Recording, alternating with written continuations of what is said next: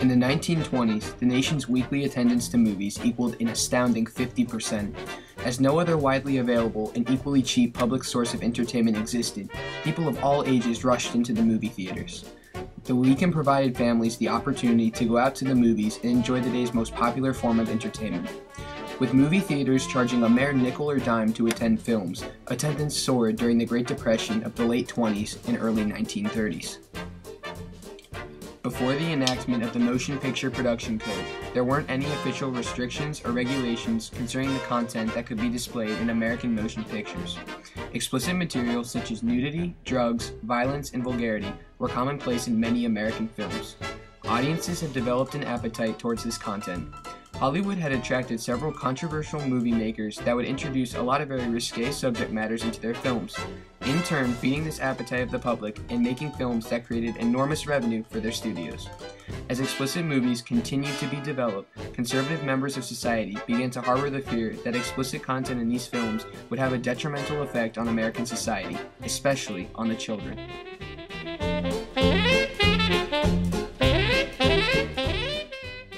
The rise of the film industry created exciting and sensationalist tabloids and magazines that reported on the lives of rebellious celebrities who frequently clashed against the conservative norms of society.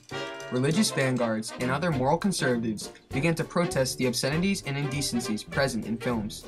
The most important actions they took were in petitioning Congress and then the several bills that were brought up in an attempt to censor films. In one of the biggest decisions of the early 20th century, Mutual Film Corporation vs. Industrial Commission of Ohio, the Supreme Court set a precedent for censorship in the movie industry, unanimously declaring that First Amendment rights did not extend to motion pictures. This landmark case led to the institution of censorship boards across the nation, especially in the conservative South. The threat of government intervention and censorship was strong enough to scare the major studios into forming the Motion Picture Producers and Distributors of America, otherwise known as the MPPDA, in order to enact decency standards. In 1930, these would all be collected into the Motion Picture Production Code, or the Hays Code, named after the first president of the MPPDA, William Harrison Hayes, a former Republican committee chairman and Presbyterian elder who had been hired to clean up Hollywood. In the words of the Hays Code, the purpose of the code was to govern the making of talking, synchronized, and silent motion pictures. The creators of the code recognized the important influence film had on numerous aspects of society. It was their moral obligation to ensure that entertainment was wholesome and pure. In the words of the code, no picture shall be produced that will lower the moral standards of those who see it. Hence, the sympathy of the audience should never be thrown to the side of crime, wrongdoing, evil, or sin. The Hays Code can be essentially divided into two different parts. The first part details the importance of the movie industry on the lives of countless Americans and the moral obligations they must follow. The second part is a long list of rules and regulations stating exactly what are prohibited from being displayed on the big screen. Under the Hays Code, movie scripts were sent to the Hays office to be accepted, edited, for code approval, or rejected. Only producers such as Howard Hughes and Otto Preminger dared to challenge the Hays Code in the first years of its tenure. Hughes' film The Outlaw and Preminger's film The Moon is Blue were the first true tests of just how effective the code would turn out to be. The first section of the code details the regulation of crime in American films. According to the code, the technique of murder must be presented in a way that will not inspire imitation. Brutal killings are not to be presented in detail. Revenge in modern times shall not be justified. In addition, illegal drug trafficking must never be presented, and theft, robbery, safecracking, and dynamiting of trains, mines, buildings, etc. should not be detailed in method.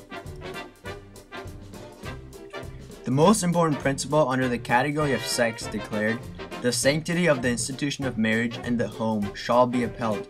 Pictures shall not infer that low forms of sexual relationship are accepted or common thing.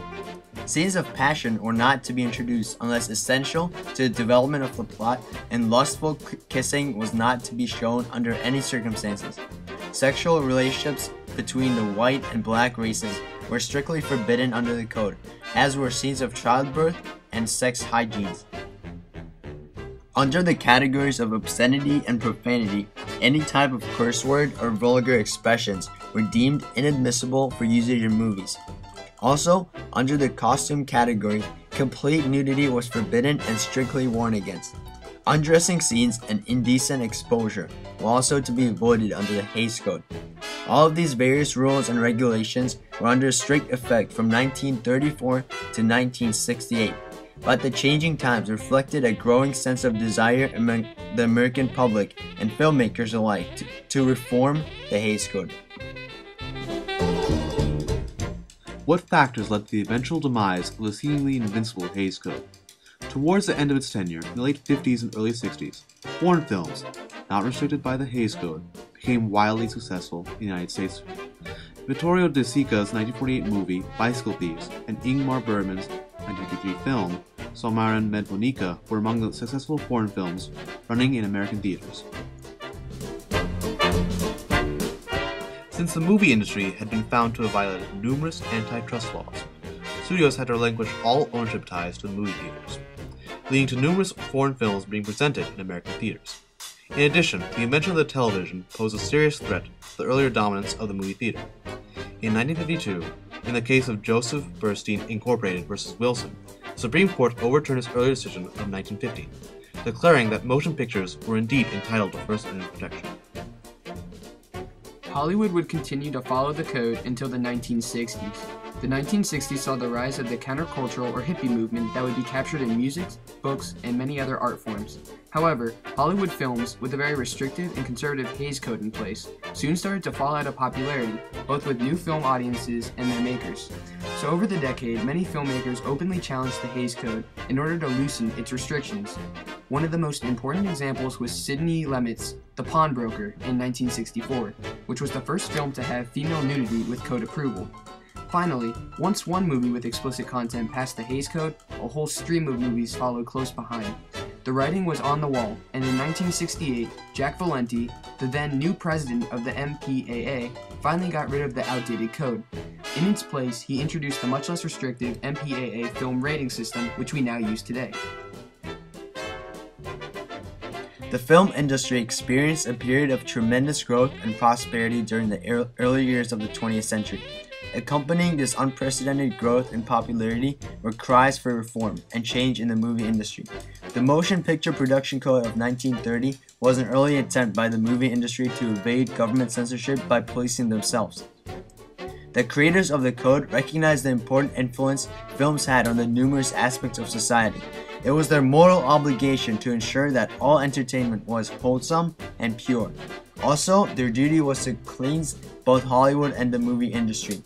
The Hays Code of 1930 was an important reform of the movie industry, to both ensure its survival and incite the creation of the current MPAA rating system.